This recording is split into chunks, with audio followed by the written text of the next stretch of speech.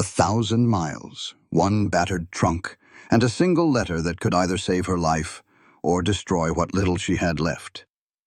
In the spring of 1876, Margaret Lawson steps off a stagecoach into a rough Colorado mining town with everyone watching her like she doesn't belong. She's not here for adventure. She's here because back home, her name has been dragged through the dirt.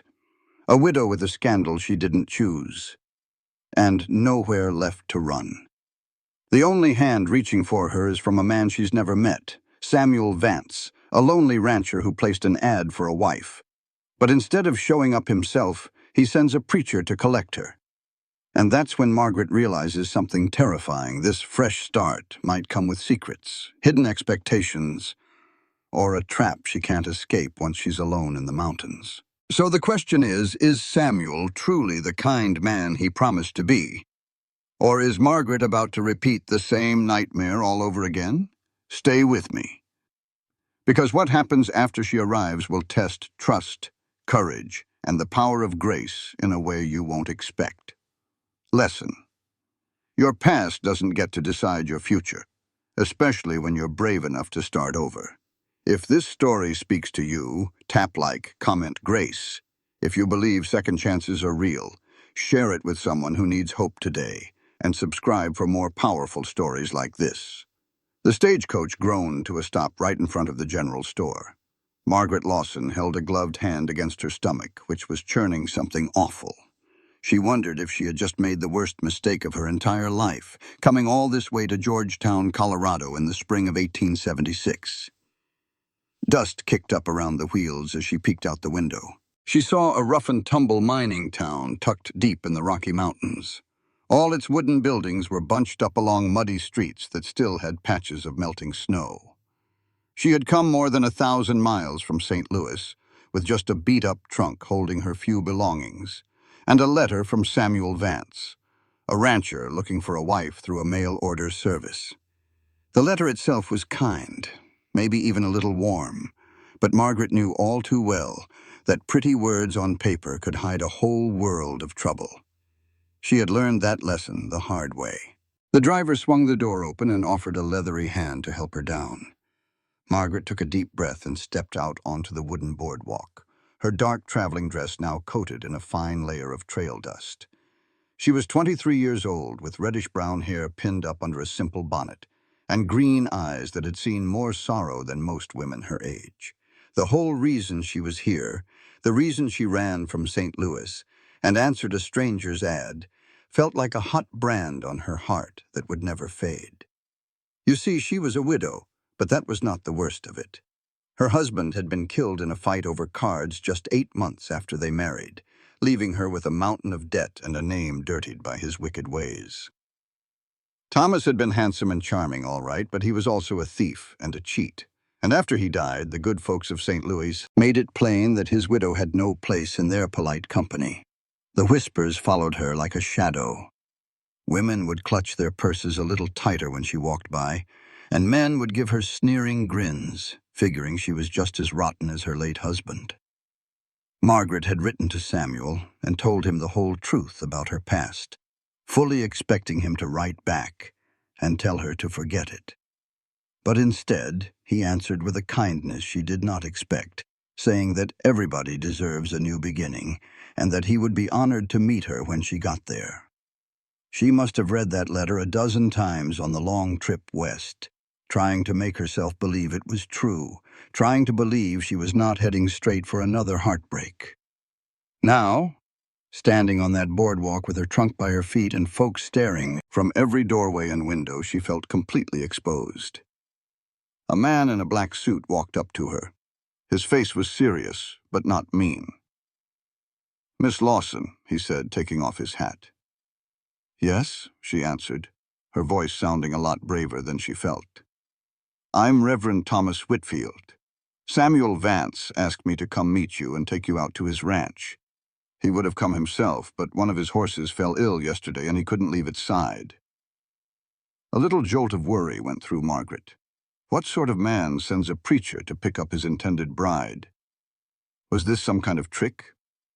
But Reverend Whitfield seemed like a decent man, and she really did not have any other choice but to trust him. "Thank you," she said softly. "I surely appreciate your kindness."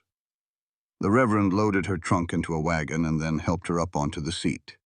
As they rode through Georgetown, he pointed out all the different places. The assay office, the mercantile, the hotel, and the saloon, where loud laughter was spilling out into the street.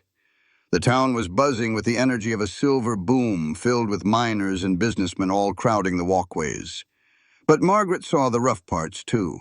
The thick mud and the constant shouting, and a meanness that seemed to be bubbling right under the surface of it all.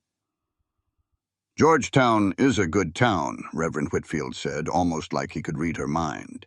"But it is a young town, still trying to find its footing.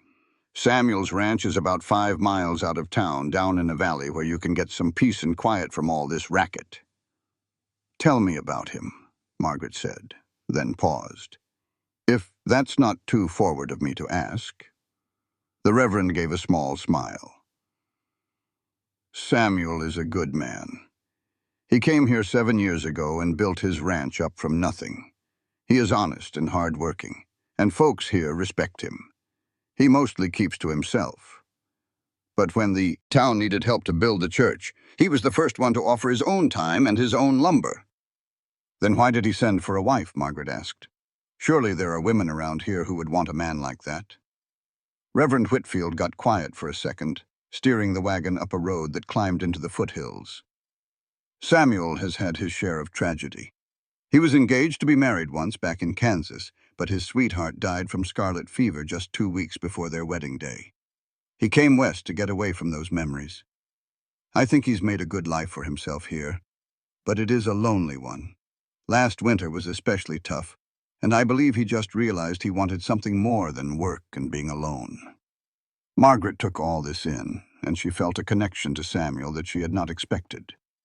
They were both running from sorrow, both looking for something they had either lost or never had in the first place. Maybe that could be a start, she thought. Maybe two broken people could make something whole together.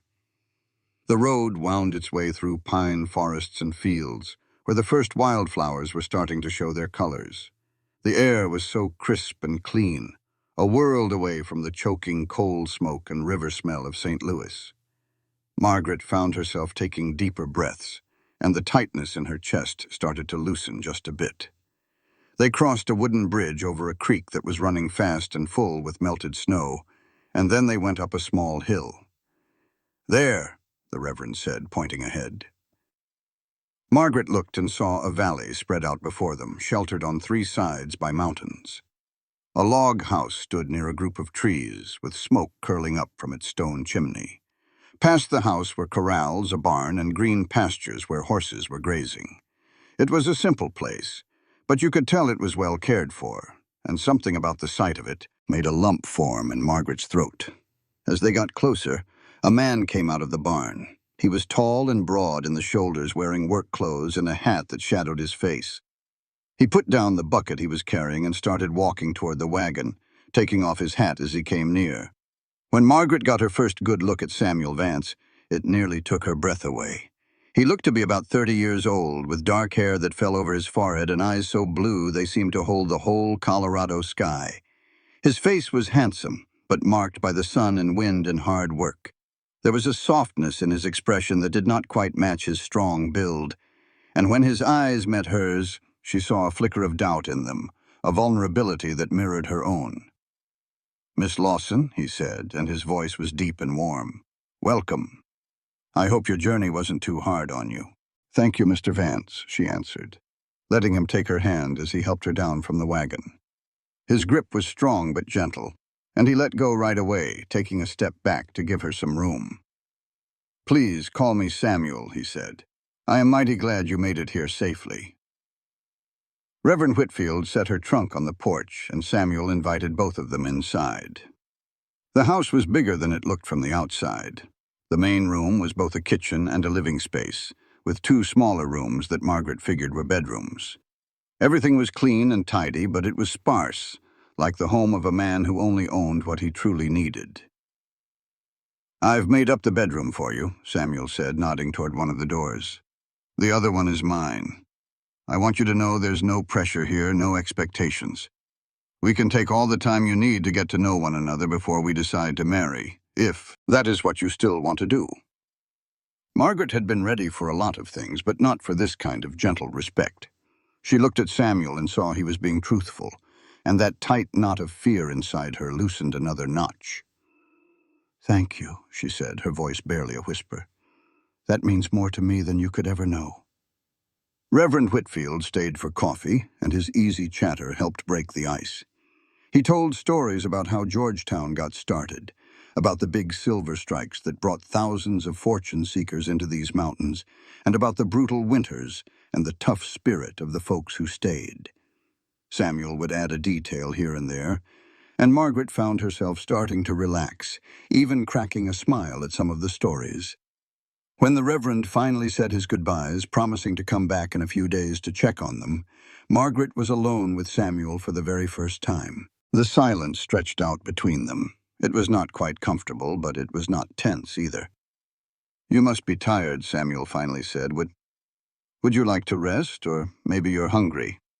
I'm afraid I'm a plain cook, but I can fix you up something to eat." "I'm more nervous than anything else," Margaret confessed, and she was surprised she said it out loud. "I don't know what you're expecting from me, or what I should be expecting from you." Samuel nodded slowly, then pointed to the chairs by the fireplace. "Will you sit with me? I reckon we ought to just talk plain with one another." They sat down in the chairs, and Samuel leaned forward, clasping his hands between his knees. "I know what your letter said about your late husband and the trouble you left behind. I want you to know right now that I don't hold his actions against you. You are not to blame for the choices another person had made." A sting of tears welled up in Margaret's eyes. Most folks did not see it that way. They figured I had to have known what he was up to, that I must have been helping him somehow. Or they just thought I was a fool, plain and simple, for ever marrying him. "Were you in love with him?" Samuel asked, his voice soft. Margaret thought on the question for a good long while. "I believed I was. He had a wild streak that was exciting, and I was young and felt special when he noticed me. My folks had passed on the year before, leaving me all alone with my grief. Thomas felt like a lifeline, but I came to see after we were married that I did not know the man at all. He built a wall around his business, and I only learned the truth of it after he was gone, when the bill collectors and the law showed up at our front door." Samuel was quiet for a minute, his blue eyes full of thought. "I know what it is to pin all your hopes on a person, and then watch them disappear. My intended Elizabeth was the kindest soul I ever had the pleasure of knowing. When she passed, I figured my life was over too. I came out here because I could not stand to stay in Kansas, where every last thing was a reminder of what I had lost. For years, I told myself that hard work was all a man needed, that I did not want for anything more. But this past winter, sitting by myself in this house night after night, I realized I was not truly living. I was just getting by." "What made you finally decide to put an advertisement in the paper for a wife?" Margaret asked. Samuel got up and walked over to the window, staring out at the mountains. "I went to a Christmas dance in town. I just stood there and watched the families.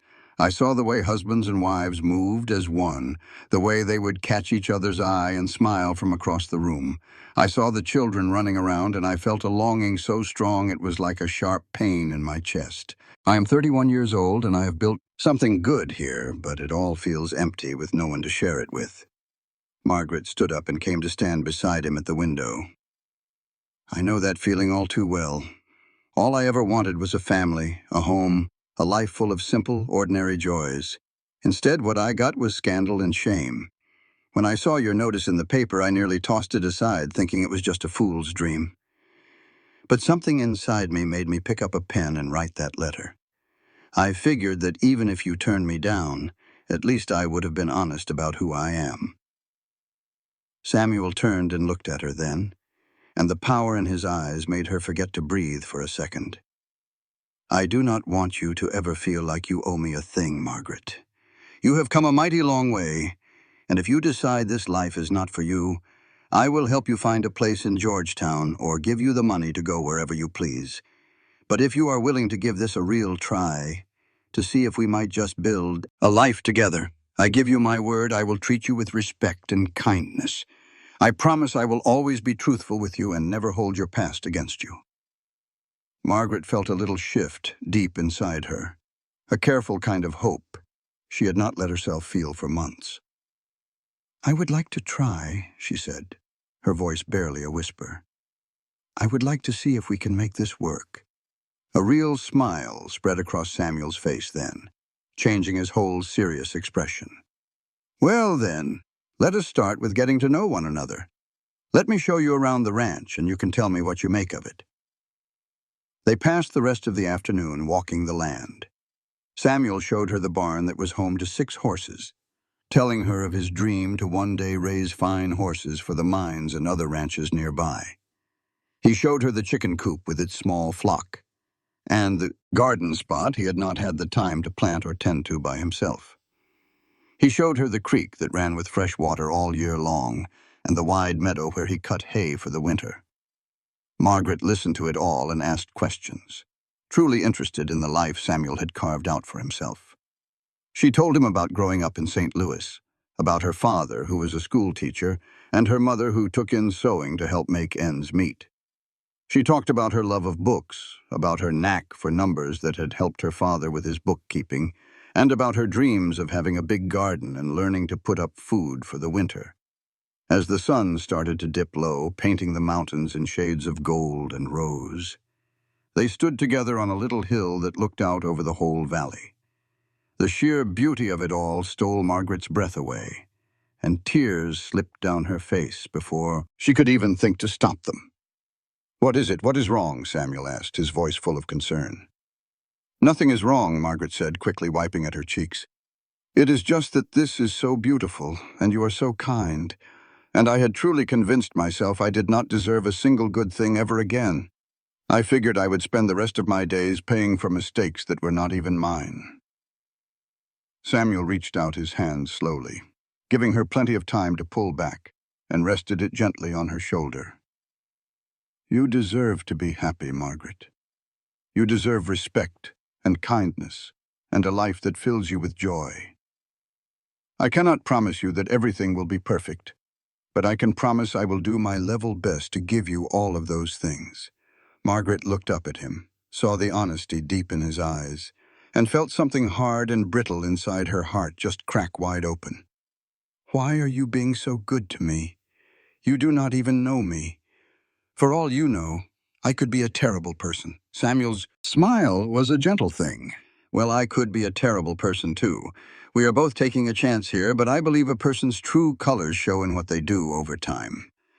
Let us agree to judge each other by our actions, not by what other folks have said or just assumed." They walked back to the house as the twilight settled in, and Samuel cooked up a simple supper of fried potatoes, bacon, and bread. They ate at the little table, and the talk came easier now, shifting to lighter things. Samuel had a quiet way of being funny that surprised Margaret, and she actually laughed out loud at his stories about his stubborn horses and the troubles of ranching in the high country.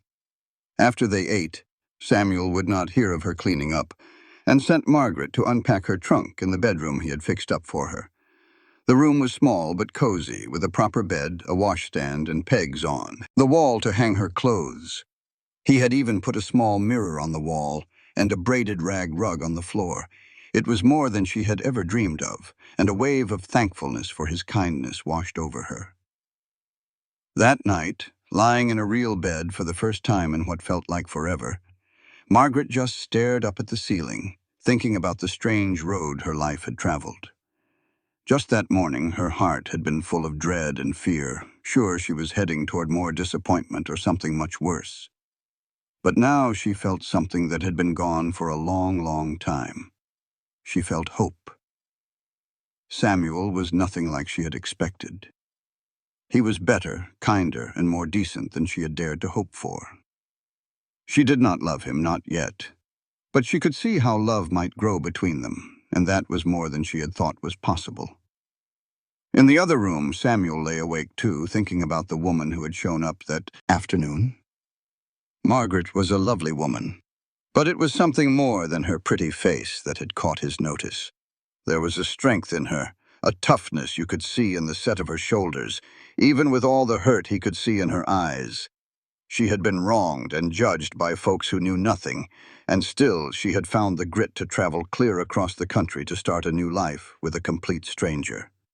Samuel felt a need to protect her, but he also felt drawn to her in a way that was both exciting and a little bit scary. He truly believed his heart had been shut for good after Elizabeth died. But Margaret's being there had woken something up inside him that he had thought was long dead. The next morning, Samuel was up before the sun, as he always was, and went out to see to the animals. When he came back to the house, he found Margaret already up and dressed in a simple calico dress, her hair neatly braided and pinned. She had already started a fire in the cook stove and was looking over the supplies in the pantry. "Good morning," she said, turning with a small smile.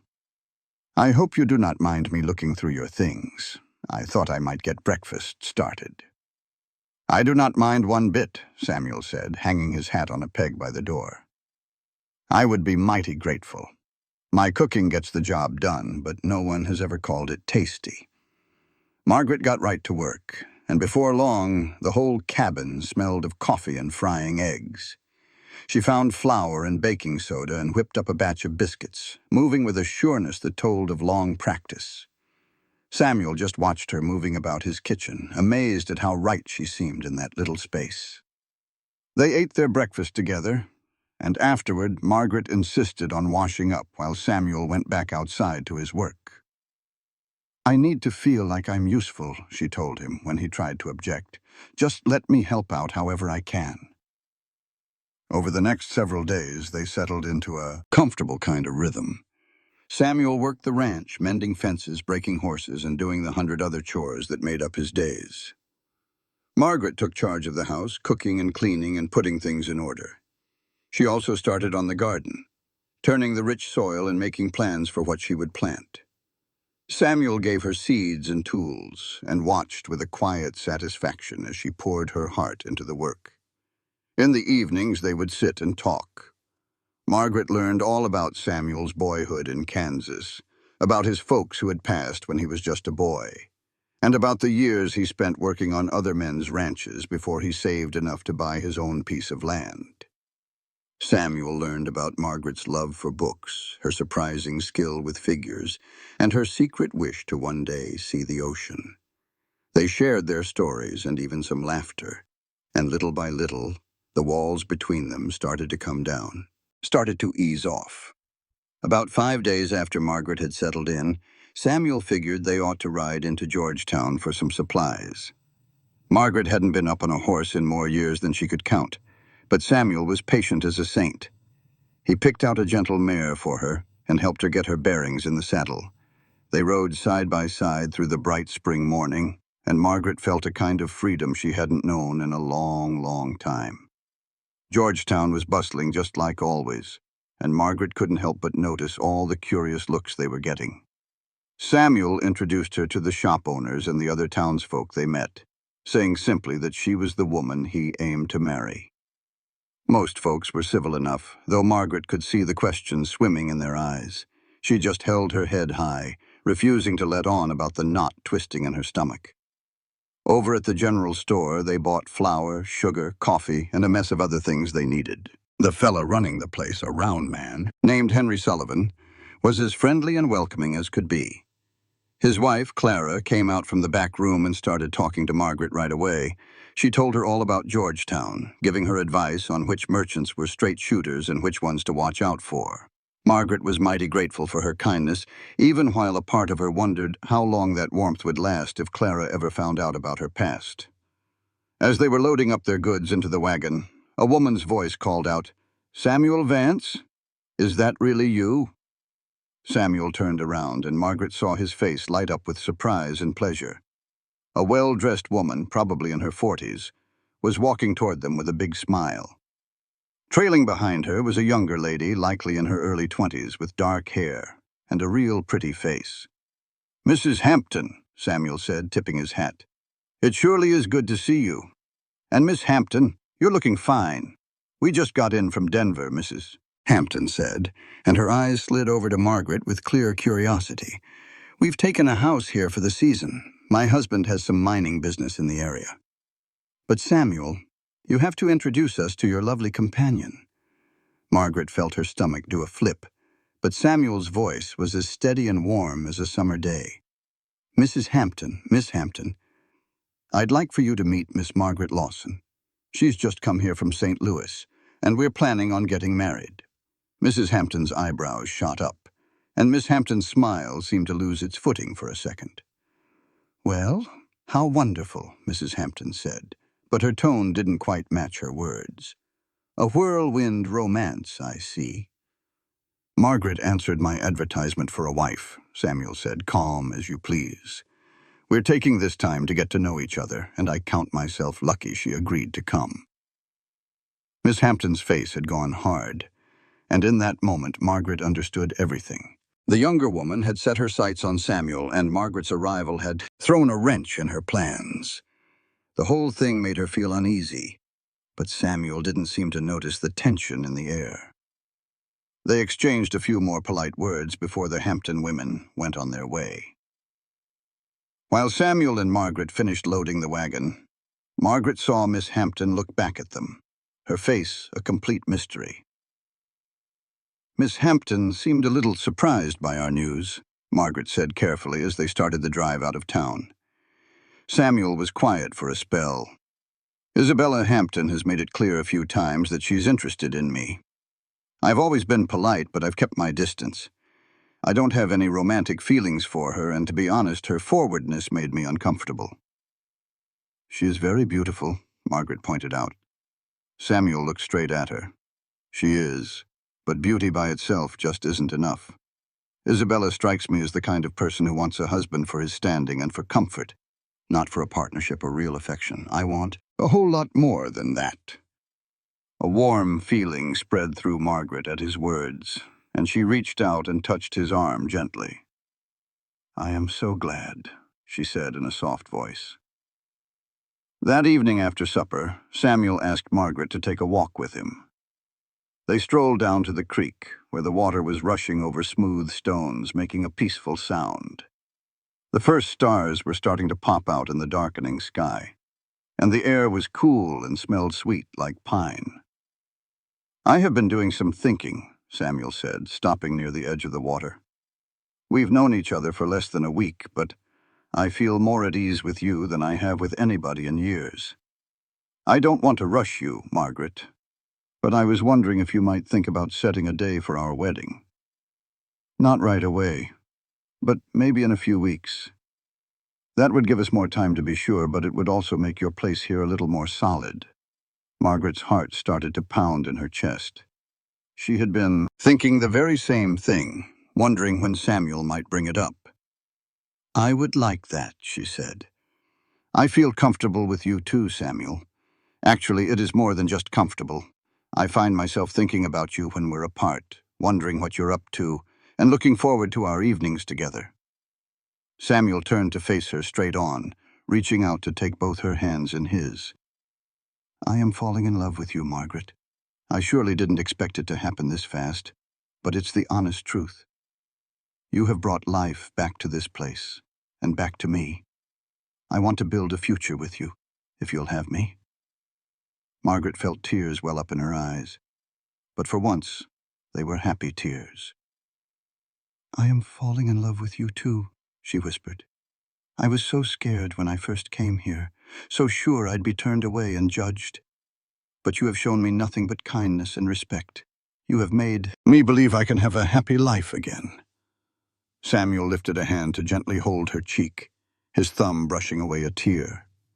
"May I kiss you?" he asked, his voice low. Margaret just nodded, her breath catching in her throat. Samuel leaned down nice and slow, giving her all the time in the world to pull back. He pressed his lips to hers in a kiss that was gentle and sweet and filled with promise. Margaret felt a warmth spread all through her, and when Samuel pulled away, she found herself leaning toward him, not wanting the feeling to stop. "In 3 weeks," Samuel said, his voice thick with emotion. "Let's get married in 3 weeks. That will give Reverend Whitfield enough time to read the banns and get things arranged. Is that all right with you?" "Yes," Margaret said, smiling up at him. 3 weeks is perfect." They walked back to the house holding hands. And that night, Margaret lay in her bed with her fingers resting on her lips, still feeling the gentle pressure of Samuel's kiss. She never believed it was possible to feel this way again, to feel so cherished and wanted and full of hope. Samuel Vance was a gift she never saw coming, and she made a promise to herself that she would do everything in her power to be a good wife to him. The next 3 weeks flew by in a happy blur. Samuel took Margaret to meet Reverend Whitfield, and they officially set the wedding date. The Reverend agreed to perform the ceremony right there at the ranch, understanding they wanted a simple, private wedding. Margaret wrote a letter to the one friend she had left in St. Louis to share her happy news, but she knew it was a long shot the woman would be able to come.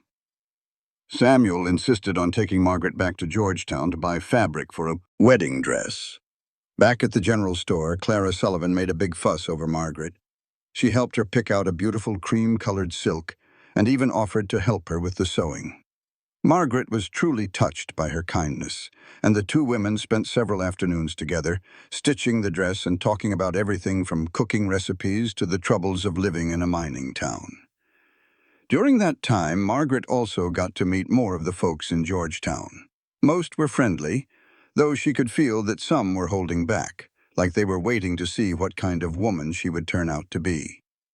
She paid the whispers no mind, and just focused on being herself, helping out at the church when they needed volunteers and treating everyone with courtesy. Isabella Hampton, on the other hand, made it plain she was not happy. Margaret ran into her in town twice, and both times the younger woman was barely polite, her words full of little digs and veiled insults. Margaret tried her best to ignore it, but she could not shake a feeling of unease. There was something calculating in Isabella's eyes that told her she wasn't ready to give up on winning Samuel over. Samuel noticed Margaret's discomfort after the second time it happened. "What did Isabella say to you?" he asked as they were driving home. Margaret paused, not wanting to stir up any trouble. "She just made it clear she thinks I am not the right woman for you. She hinted that a man of your position ought to marry someone with better family connections and a more respectable past." Samuel's jaw got tight. "Isabella doesn't know the first thing about what's right for me, and she has no business speaking to you like that. If she ever comes at you again, I want you to tell me right away." "I can handle Isabella Hampton," Margaret said, though she was grateful for Samuel's protectiveness. "I have dealt with worse than a few catty remarks." "I know you're strong," Samuel said, reaching over to take her hand. "But you do not have to face these things by yourself anymore. We are partners now, or we will be soon enough. Your troubles are my troubles." Margaret squeezed his hand, feeling her love for him grow even deeper. Samuel wasn't just kind. He was steady as a rock, the kind of man who would stand right beside her no matter what storms they had to face. She had never had that before, and it was more precious than gold. The day before the wedding, Clara Sullivan and her husband showed up at the ranch with a wagon full of food and supplies. "You didn't think we would let you go into your wedding day without some help, did you?" Clara said, bustling right into the house. "Henry and I are here to make sure every little thing is perfect."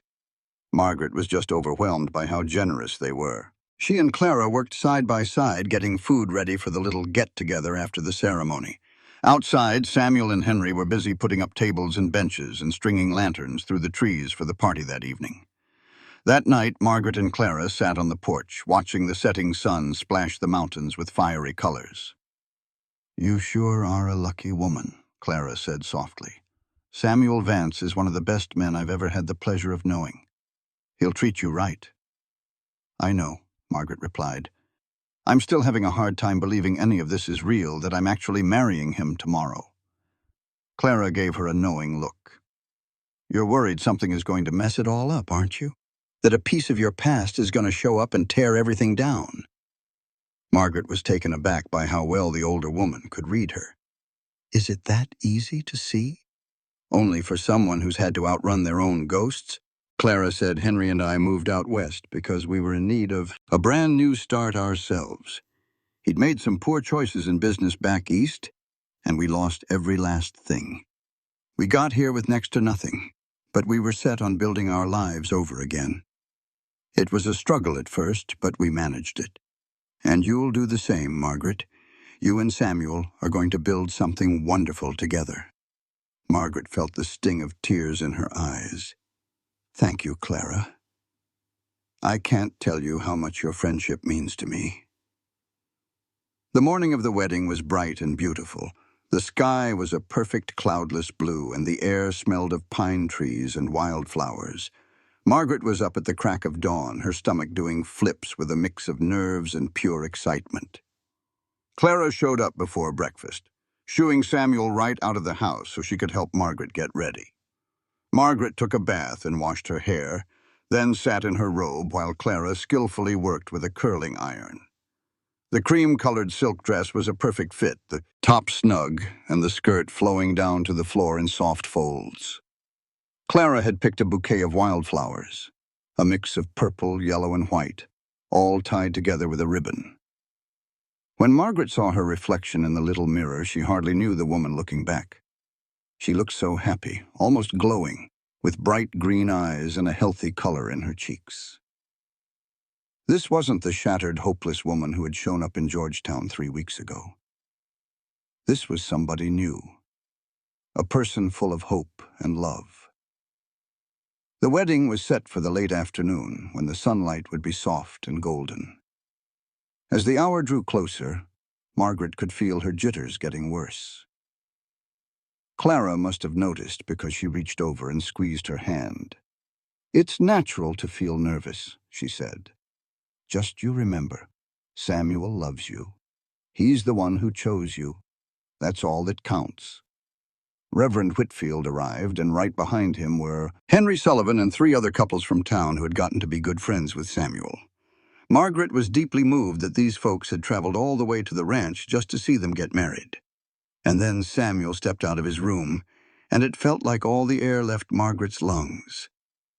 He had on a new suit, a dark one that fit him just right, and his hair was freshly trimmed, and he was clean-shaven. He was so handsome it hurt, but it was the look on his face when his eyes met hers that made Margaret's heart swell. He looked at her like she was the most precious thing on earth, like he couldn't quite wrap his mind around his own good luck. They stood side by side in front of Reverend Whitfield with the tall mountains behind them and their friends gathered near. The Reverend talked about love and partnership, about the holy commitment of marriage and the duties they were now taking on. He asked them to say their vows, to promise they would love, cherish, and respect one another for the rest of their days.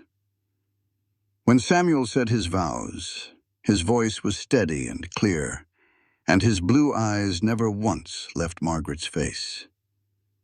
When it was Margaret's turn, she spoke straight from her heart, vowing to be by Samuel's side through all the good times and bad that life would bring, to be his partner in his love for as long as she had breath.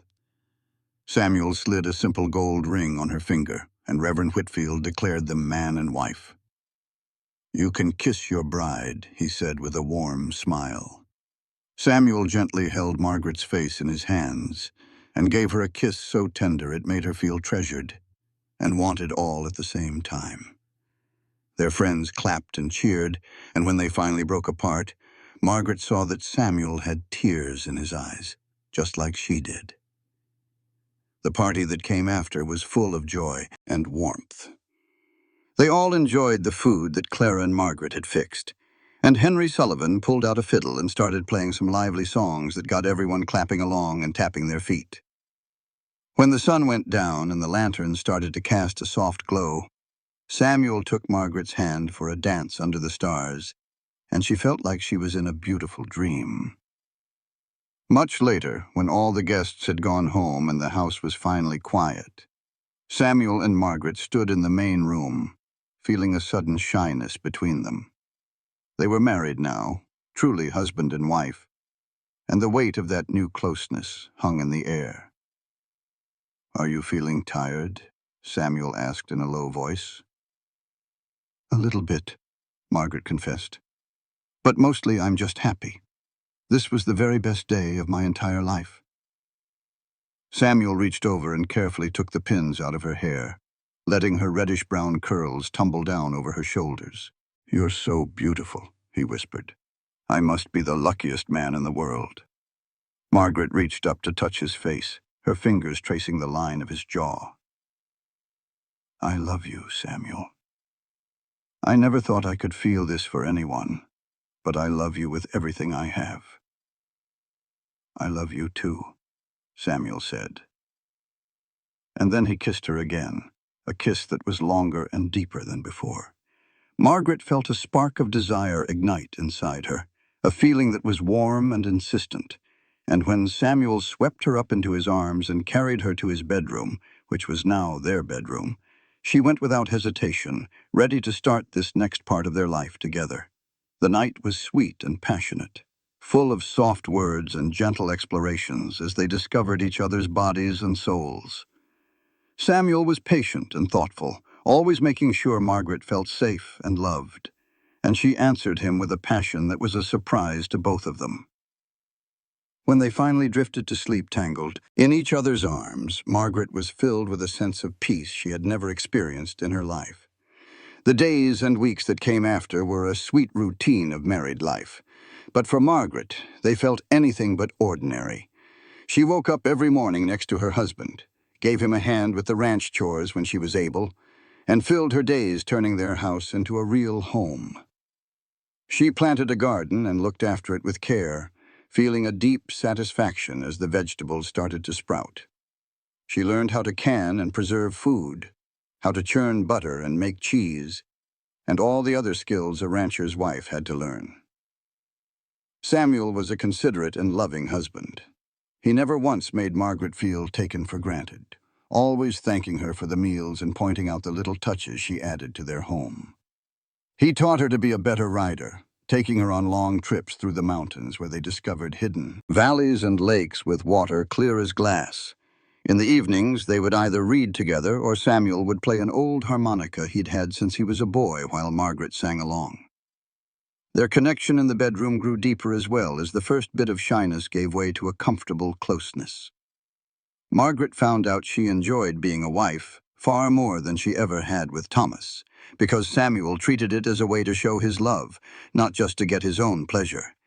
He was giving and thoughtful, and she felt wanted and beautiful whenever he held her. Summer came on strong, bringing with it long, sun-filled days and plenty of hard work. The hay needed to be cut and put up for winter. The horses needed to be trained and cared for. And there was always some fence to mend or a building to improve around the ranch. Margaret worked right beside Samuel as much as she could, learning the patterns of ranch life and finding a strength in herself she never knew she had. Toward the end of July, Margaret started feeling worn out and a bit sick to her stomach in the mornings. At first, she figured it was just from working too hard or being out in the heat too much. But when the feeling didn't go away, a thought started to form in her mind. She counted back the weeks from her last monthly cycle and was hit with a wave of both pure joy and fear. She was pregnant. She decided to wait until she was absolutely sure before she said anything to Samuel. One evening, while they were sitting on the porch watching the sun go down, she took his hand and laid it on her belly, which was still flat. "Samuel," she said gently, "there's something I need to tell you. I'm going to have a baby." Samuel just stared at her, his face going from surprise to amazement to absolute joy. "A baby," he said again. "Margaret, are you sure?" "As sure as I can be without a doctor telling me so," she said. "I reckon the baby will be here in the late winter or early spring." Samuel let out a happy shout and wrapped her up in a big hug, kissing her face and her hair. "This is wonderful. A baby. Our baby." He suddenly pulled back, and a look of concern took over his happiness. "Are you feeling all right? Do you need to be resting more? Should we head into town to see the doctor?" Margaret couldn't help but laugh at how quickly he got worried. "I'm fine, I promise. Women have been having babies since the dawn of time, but yes, We probably should go see the doctor soon, just to be certain everything is going along like it's supposed to." They rode into Georgetown the very next week, and the doctor confirmed what Margaret already knew was true. She was perfectly healthy, and the pregnancy was coming along normally, though he did warn her not to overdo it and gave her a tonic to help with the morning sickness. Word about the baby spread through Georgetown like wildfire, the way that kind of news always did.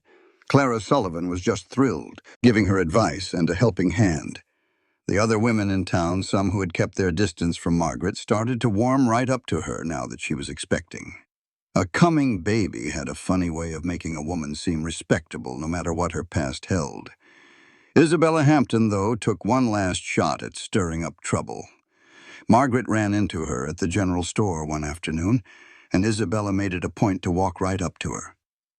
"So it looks like you managed to trap Samuel for good," Isabella said, her voice low and sharp so only Margaret would hear. "A baby is mighty convenient for a woman with your kind of history." Margaret felt a hot flash of anger tear through her. She had put up with Isabella's spiteful little comments for months, but she was not about to let this woman spoil her happiness or cast a shadow on her child. "My history is none of your business, Miss Hampton," Margaret said, her voice like ice. "I have not done a single thing to trap Samuel. We got married because we love each other, and this child is a blessing, not some convenience. If you have a problem with our life, I suggest you take a long look at your own jealousy instead of putting it on me." Isabella's face turned beet red with fury. "How dare you talk to me like that? My father is a very important man in Denver. One word from me, and I could ruin you in this town." Margaret let out a laugh that surprised even herself. "Ruin me, Miss Hampton? I have already been ruined. At least that is what they all said back in St. Louis. I have been whispered about, judged, and turned away, but I am still standing right here, and I am happier now than I ever was when I worried about what high society thought. You do not have any power over me because I simply do not care what you think." With that, Margaret turned on her heel and walked away with her head held high. She could feel Isabella's angry eyes burning into her back, but she did not dare look around. She meant every last word she said. She had been set free from the prison of other people's opinions, and she would not let someone like Isabella Hampton drag her back inside. When she told Samuel about what happened that evening, he was angry but also prouder than he had ever been. "I just wish you did not have to go through that," he said. "But I am so glad you stood up for yourself and for our family. Isabella has no place in our lives, and it is about time she understood that." The summer slowly gave way to autumn, and the mountains just exploded with color as the aspens turned to gold, and the maples burned red and orange. Margaret's pregnancy became more and more obvious, her body changing to make room for the new life growing inside her. Samuel was just captivated by all the changes. He was always asking how she felt, putting his hand on her belly to feel the baby kick. They spent that fall getting ready for the winter and for the baby's arrival. Samuel built a beautiful cradle out of pine, sanding it down until it was smooth and carving little patterns into the wood. Margaret sewed tiny little clothes and blankets, amazed at just how small they were. They decided to make the second bedroom into a nursery, so Samuel painted the walls and built shelves for all the baby's things. Winter showed up with the first big snow in November, and the ranch turned into a beautiful white wonderland. The work never stopped, but it changed, shifting more toward caring for the animals and making sure they had enough food and water. Margaret spent more time inside, working on her sewing and knitting, cooking meals, and keeping the house warm and cozy. Christmas came, and Samuel insisted on cutting down a small pine tree and bringing it inside the house. They decorated it with strings of popcorn and little paper ornaments. Samuel gave Margaret a gorgeous shawl he had ordered special from Denver. Margaret gave Samuel a set of leather gloves she had made with her own 2 hands, and they spent the day in quiet happiness, thankful for each other and for the life they had built together. In late February, when the snow was still piled deep on the ground and the nights were freezing cold, Margaret went into labor. Samuel, even with all his getting ready, panicked just a little bit when her pains started up in the middle of the night. He wanted to ride for the doctor right then and there, but Margaret calmly told him they had plenty of time. She said that first babies always took many hours to come into the world. As the sun came up, Samuel finally did ride for the doctor, and also for Clara Sullivan, who had promised she would be there for the birth. He hurried back with the doctor and his wife, plus another woman from town who knew all about delivering babies. The three of them took over the bedroom, shooing Samuel out and pulling the door shut behind them. Samuel wore a path in the main room floor for hours, flinching at every little noise from that bedroom. It was eating him alive, knowing that Margaret was hurting in there and he could not do a thing to help. It was the longest day he had ever lived. By the time the sun started to dip low, he was about to lose his mind with worry. At last, right as the sun was going down, he heard the faint, tiny cry of a newborn. He stood frozen, his heart hammering in his chest. Then Clara opened the door, her face shining with a big smile. "You've got a son, Samuel," she said. "A handsome, healthy boy. And Margaret is worn out, but she is doing just fine." Samuel rushed right past her into the room, his eyes finding Margaret right away. She was lying in the bed, looking bone-tired but glowing, holding a little bundle wrapped up in blankets. When she looked over and saw Samuel, a smile spread across her face, and he could see the tears on her cheeks. "Come and say hello to your son," she whispered. Samuel's legs felt unsteady as he walked to the bed and gazed down at the baby in Margaret's arms. The little fellow was so small and his face was all red. He had a patch of dark hair and his eyes looked like they were trying their best to focus on his daddy's face. Samuel felt his heart swell with a love so strong it almost ached. "He is just perfect," Samuel breathed, reaching out a hand to touch the baby's tiny one. The infant's little fingers wrapped tight around Samuel's own, and he felt his own tears start to roll down his face. "Thank you, Margaret. Thank you for giving me this wonderful gift." Margaret gave him a tired smile. "He is our gift, Samuel, our boy. I was thinking we could name him James, after your father." Samuel just nodded, a lump in his throat making it too hard to talk. James Vance. When it was a good, solid name for his son, the doctor and the midwife left them with instructions on how to care for both the mother and the baby. And then they left along with Clara, promising they would be back the next day to check on them. Samuel and Margaret were finally alone with their new son. The house was quiet except for the baby's little noises and the crackling of the fire. Samuel sat on the edge of the bed, with one arm around Margaret, and his other hand resting gently on his son's head. "I have never been happier than I am in this very moment," he said. "I have everything I've ever wanted right here in this room." Margaret leaned her head against his shoulder. 2 years ago, I thought my life was completely over. I thought I would never be happy again, never have a family or a home where I was loved and felt I mattered. And now, just look at us. We have all of this, and it is more than I ever could have dreamed of." "You took a huge chance coming out here," Samuel said. "You left behind everything you ever knew and traveled clear across the country to marry a man you did not know. That took a whole lot of courage." "I thought I was running away from my life," Margaret said. "But maybe I was running toward something all along, toward you, toward this life. Maybe everything that happened, all the pain and the loss, was just what needed to happen to bring me here." Samuel kissed the top of her head. "I do not know if I believe things happen for a reason," he said, "but I am grateful for every single choice and every circumstance that brought you to me.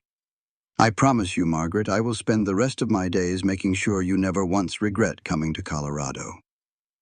"I could never regret it," Margaret said, looking down at their sleeping son.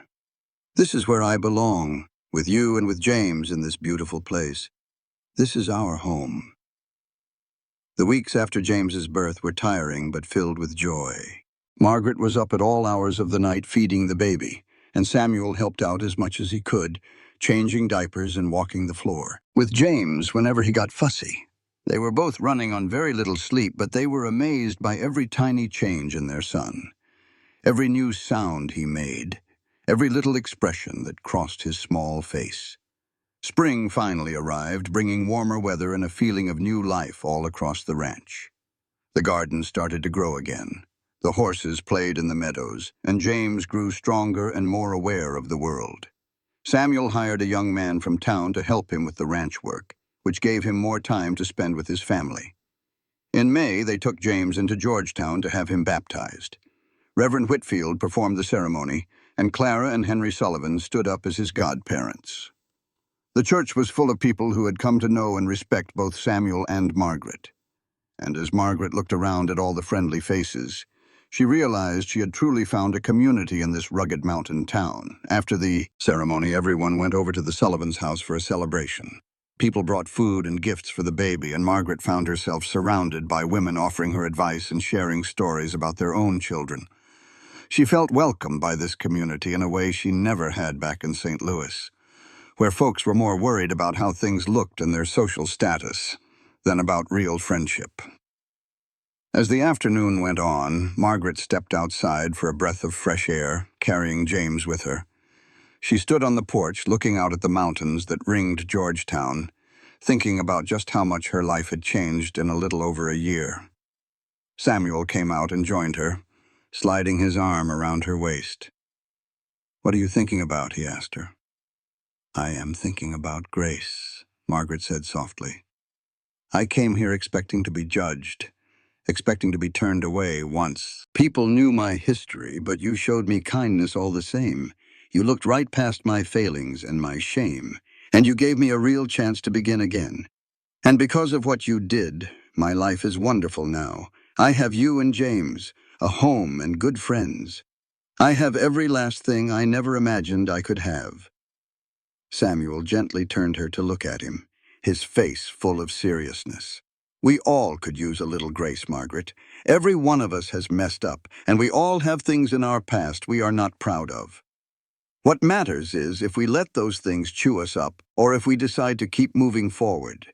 You chose to move on, to take a chance and build something new. That is the reason you have all this, because you were brave enough to accept that kindness when I offered it." Margaret stood on her tiptoes and gave him a kiss, not minding one bit that they were on a public porch for anyone to see. "I love you, Samuel Vance," she declared. "I will love you every day for the rest of my life." "And I love you too," Samuel answered, pulling her into a hug. "You and James are my entire world." Time slipped by, the way it does when a life is full of joy and happiness. James went from a baby to a little boy, figuring out how to walk and talk, and filling their home with laughter and boundless energy. Samuel's business of breeding horses grew, and he earned a reputation for raising fine animals, which made the ranch thrive. Margaret became well known all over Georgetown for her good heart and her talent for putting together town events, and she made some truly close friends with other women in the community. When James was 2 years old, Margaret found out she was expecting again. This time, the news was not as much of a shock, but it brought just as much joy. Samuel was overjoyed about having another child, and James, after being told he was going to be a big brother, seemed mighty excited, though he did not quite grasp what it all meant. Her second pregnancy went smoother than the first, maybe because Margaret knew what was coming and felt less worried. In the fall of 1879, she welcomed a little daughter they named Sarah in honor of Samuel's mother. Sarah was born with Margaret's reddish-brown hair and green eyes, and right from the start, she was a quiet and happy baby who hardly ever fussed. At first, James was a little puzzled by this tiny person who had suddenly appeared in his house. But with Margaret's gentle encouragement, he turned into a caring big brother, always wanting to lend a hand with the baby or bring her his toys. Samuel looked on as his family grew, feeling a deep sense of awe and thankfulness that never faded. Life on the ranch fell into a peaceful rhythm. The children grew up strong and happy, and Samuel and Margaret's love for each other only got deeper as the years went by. Of course, they had their share of troubles. There were some tough winters when they ran low on food and supplies. sicknesses that gave them a good scare, and arguments that needed to be talked through. But they handled every single thing as a team, and their bond with each other never faltered. Georgetown kept on getting bigger and changing. The silver boom made some folks rich and left others with nothing but heartache. New families moved in while others packed up and left when their good fortune dried up. Through all of that, Samuel and Margaret were a steady presence, their ranch serving as a safe haven of peace and love. One evening during the summer of 1882, when James was 5 and Sarah was nearly 3, the family was all sitting on the porch watching the sun go down. James was busy with a wooden horse Samuel had carved for him, and Sarah was on Margaret's lap, sucking her thumb while trying not to fall asleep. Samuel sat right next to his wife with his arm around her, feeling a peacefulness so deep it was almost too much to hold. "Do you ever find your mind wandering back to St. Louis?" Samuel asked in a low voice, "about how your life might have turned out if you never left?" Margaret was quiet for a second, thinking over his question. "Sometimes," she finally said, but not with any longing. "If I had stayed there, I would have been stuck in my past, always judged by what my late husband did. I would have been lonely and miserable, always trying to prove my worth to people who had already made up their minds about me. Out here, I have had the freedom to become who I was always meant to be. I have had the chance to make a life built on love and truth, not on what things look like or what people think." "I am mighty glad you came," Samuel said, plain and simple. "I cannot picture what my life would be without you and these children. You rescued me, Margaret. Before you got here, I was just going through the motions, working myself to the bone just so I would not have to face how lonely I truly was. You gave me a reason to really live again, to have hope again." Margaret moved Sarah over to her other leg and reached out for Samuel's hand. "We rescued each other," she told him. "That is what love does. It cannot solve every problem, but it gives you the courage to face whatever life throws at you. It gives you a reason to keep on trying, to keep on growing, and to keep on believing that good things can happen." Samuel lifted her hand to his mouth and placed a kiss on it. "I have never told you this, but when I first put that advertisement for a wife in the paper, I was scared to death. I figured no woman would ever want to travel all the way to Colorado to marry some fellow she had never even laid eyes on. And when you wrote back and explained your circumstances, my fear nearly stopped me from writing back. I thought maybe I was getting in over my head, that your problems would just become my problems." "What was it that changed your mind?" Margaret asked. "Your honesty," Samuel replied.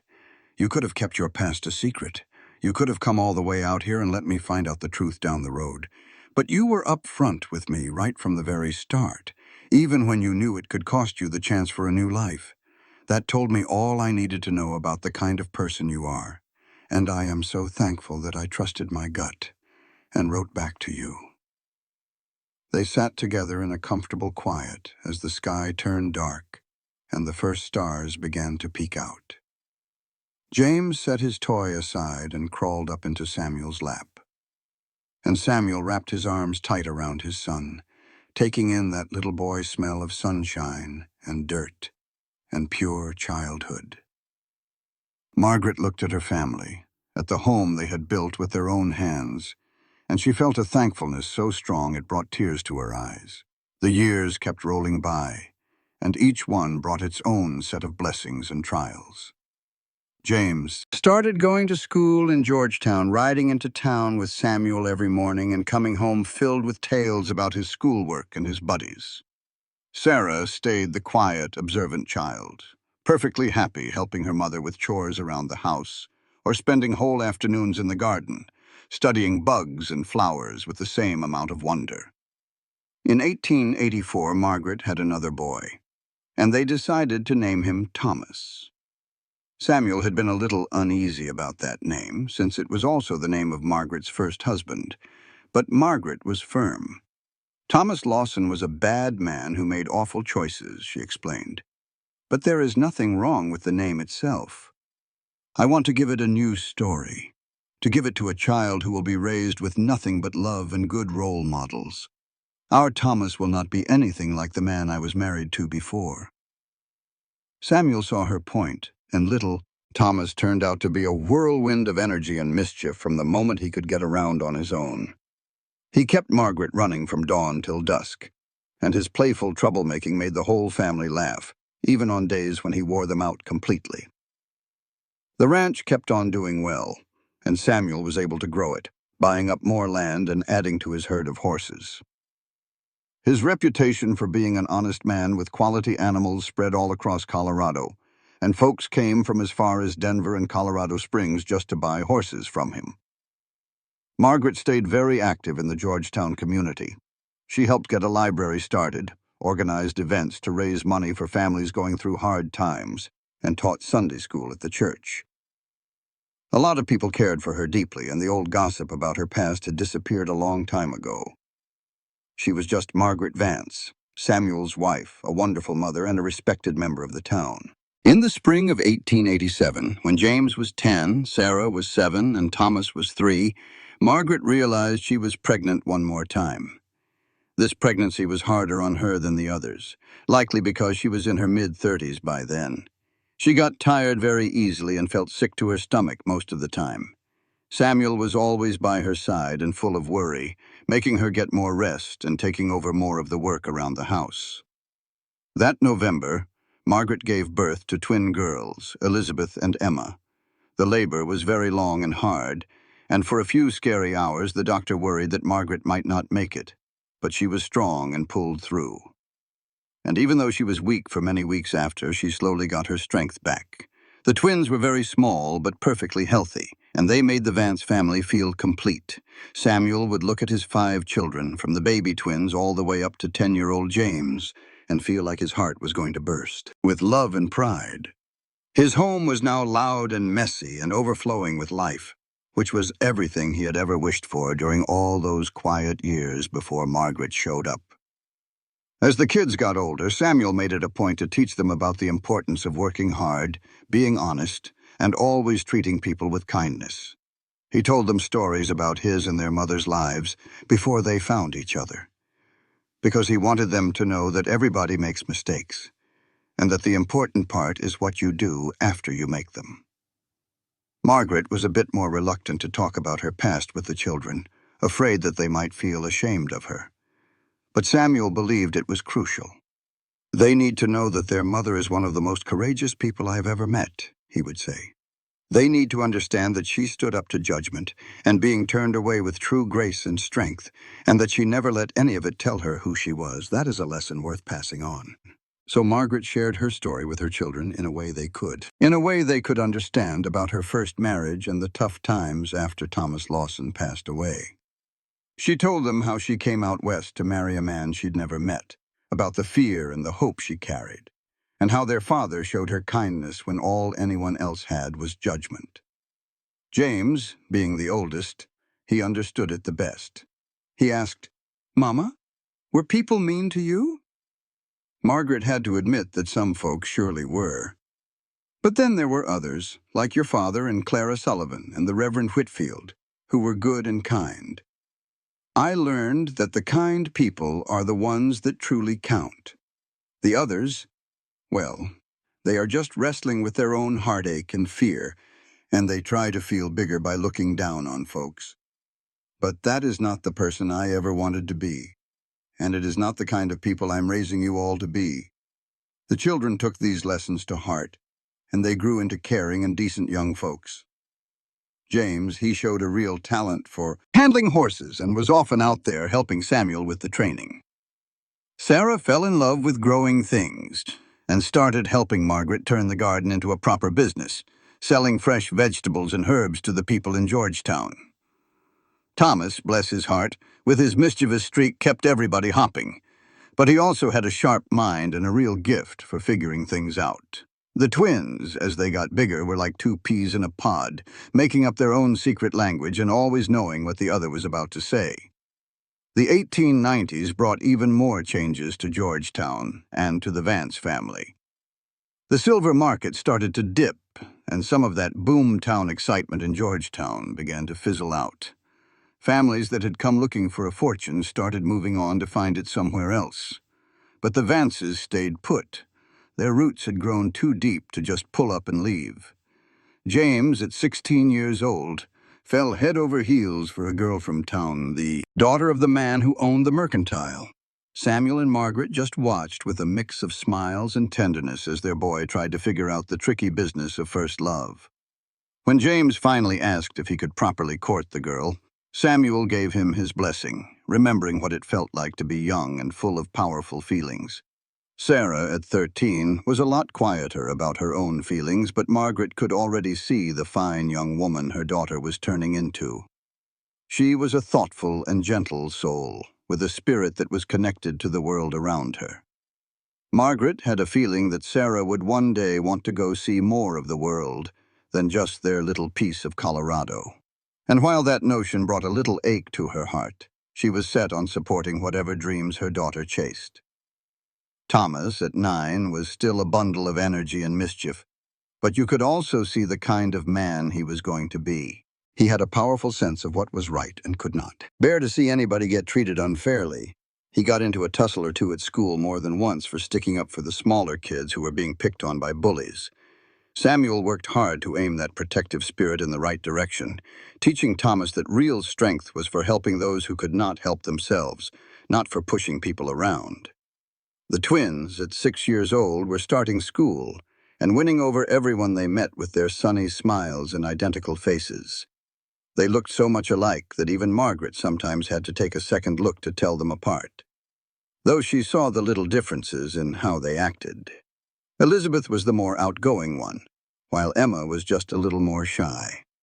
In 1895, James married his sweetheart, Emily, in a lovely ceremony right there at the Georgetown church.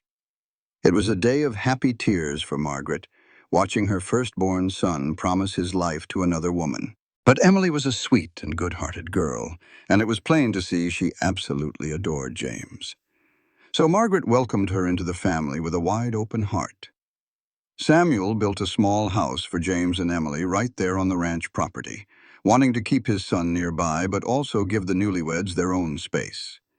James kept on working with the horses, but now is a full partner in the business, and you could just tell he would be the one to take over the ranch when Samuel was ready to hand over the reins. The years just kept rolling by, bringing with them more happy times and sad times. Clara Sullivan passed on in 1897, and Margaret mourned deeply for the woman who had been her very first friend in all of Colorado. Henry went to join his wife 2 years later, and Samuel and Margaret saw to it that he was laid to rest right beside Clara, knowing that is what both of them would have wanted. Margaret's hair started to get threads of silver in it, and Samuel's dark hair turned mostly gray. They did not move quite as fast as they used to, but they were still up and about, living life to the fullest. Then their grandchildren started coming along. First came James and Emily's son, then another baby, and then Sarah, who had indeed traveled for a few years, finally came back home and married a school teacher from Georgetown, bringing more grandchildren into the family. Thomas grew up to be a tall, strong man who decided to become a lawman, serving as a deputy sheriff in Georgetown. He had his father's strong sense of honor and his mother's kind heart, and the whole town respected him for it. The twins, Elizabeth and Emma, stayed as close as ever, both of them becoming teachers and working side by side at the Georgetown school. In 1905, Samuel and Margaret celebrated their 29th wedding anniversary. They were in their 50s by then, with grown children and grandchildren and a whole life full of memories behind them. They sat together on the porch of the house Samuel had built all those years ago, watching the sun go down behind the mountains, just like they had done more times than they could count. "Do you remember the day I got here?" Margaret asked, her hand resting in Samuel's. "I remember every last bit of it," Samuel said. "I remember watching you get down from that stagecoach and thinking how pretty you were and how scared you looked. I remember I just wanted to look after you, to make you feel safe." "You did," Margaret said in a soft voice. "From that very first moment, you made me feel like I was safe. You gave me kindness when I was braced for judgment, and love when I was expecting to be turned away." "You changed my whole life, Samuel. And you changed mine," Samuel told her. "I was just walking through my days before you came, not really feeling much of anything. You brought so much joy and love and life to this ranch. You gave me children and grandchildren, a family I never dreamed I would ever have. You are the very best thing that ever happened to me, Margaret Vance." Margaret rested her head on his shoulder, feeling the steady rhythm of his heart and the warmth of him right there beside her. "We have had a good life, haven't we?" "The very best," Samuel agreed. "And if the good Lord is willing, we still have more years ahead of us. Years to watch our grandbabies grow up, to see all the things our children will do, and to just enjoy this life we built with each other." They sat there in a comfortable quiet as the first stars started to pop out in the sky. And Margaret thought back to the frightened young woman who had shown up in Georgetown so long ago. That woman had been expecting to be judged and turned away, had been ready for the absolute worst. But instead, she had found love and a place to belong, kindness and a second chance. She had found Samuel, and with him, they had built something wonderful that would last. The seasons kept on turning, and the Vance family kept on growing and doing well. Samuel and Margaret got older. Their hair turned white as snow, and they moved a little slower, but the love between them never faded one bit. They still held hands when they walked, finished each other's thoughts, and looked at one another with the same warm affection they had when they were first married. In 1910, Georgetown celebrated its 50th anniversary, and the whole town threw a big party. Samuel and Margaret were there with all their children and grandchildren, and they were honored as one of the founding families who had helped make the community what it was. As Margaret stood up on the platform with Samuel right next to her, looking out at all those familiar faces, she felt a deep sense of gratitude and of being home. She thought about that little advertisement Samuel had put in the paper all those years ago, the one that brought her all the way across the country to marry a man she had never laid eyes on. She thought about the mix of fear and hope she had carried with her on that long trip, and the powerful wish for a brand new start. And she thought about how completely that prayer had been answered. Samuel gave her hand a little squeeze, and she looked up at him, seeing the love shining in his blue eyes, which were still as bright as they were when he was a young man.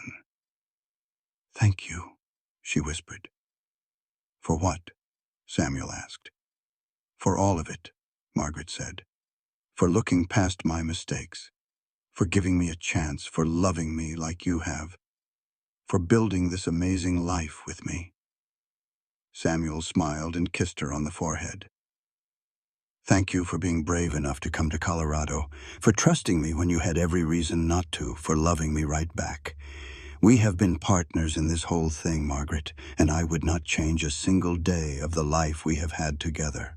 While the party went on all around them with music and laughing and kids running and playing in the streets, Samuel and Margaret Vance stood right there together, holding hands, their hearts completely full. They had been through hard times and good times, sadness and happiness, but always side by side, always holding each other up. Margaret had come to Georgetown expecting to be judged, feeling sure that her past would haunt her forever. Instead, Samuel had offered her simple grace, a gift so rare that it changed her whole life. And by taking that gift, by choosing to trust and to love again, Margaret had given Samuel something just as precious in return: the family and the home he had always wanted, and the love he figured he would never find again. Their life was not a perfect fairy tale. It was the story of two souls who were a little bit lost until they found their way to each other.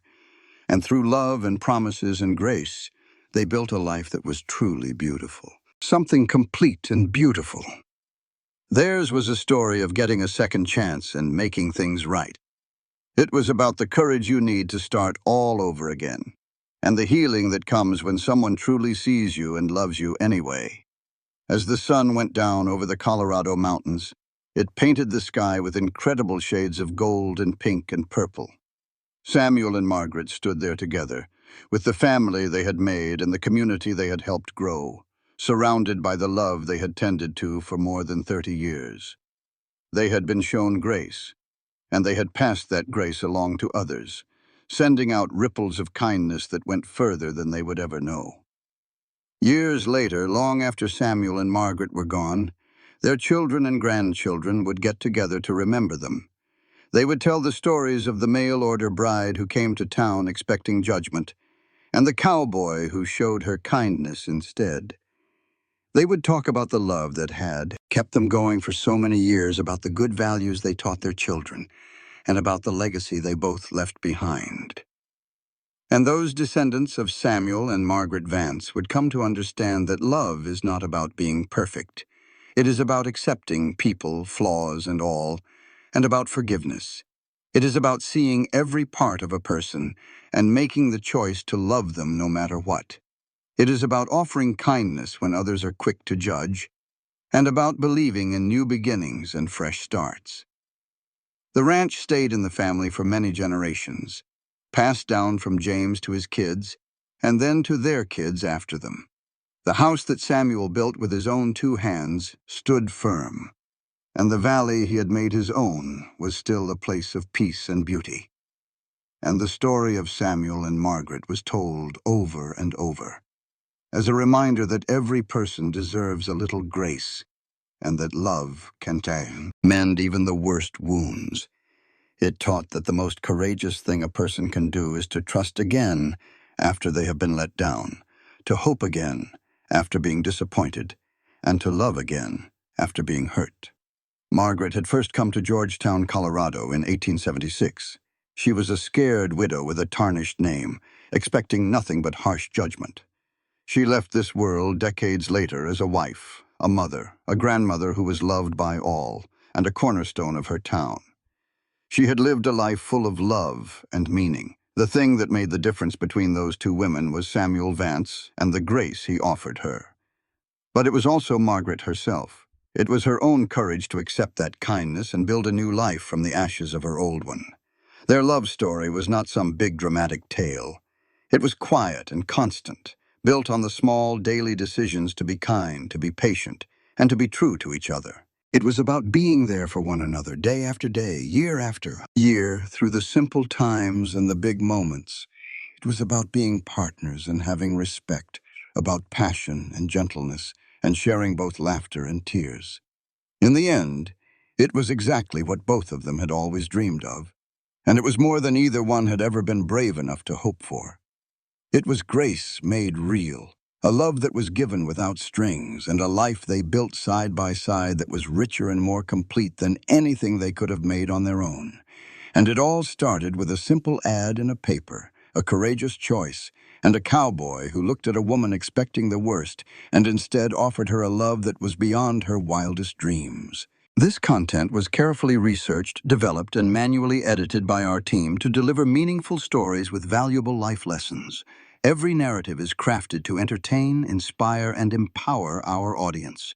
We believe that great stories can change lives, and we are committed to bringing you content that matters. Thank you for being part of our community.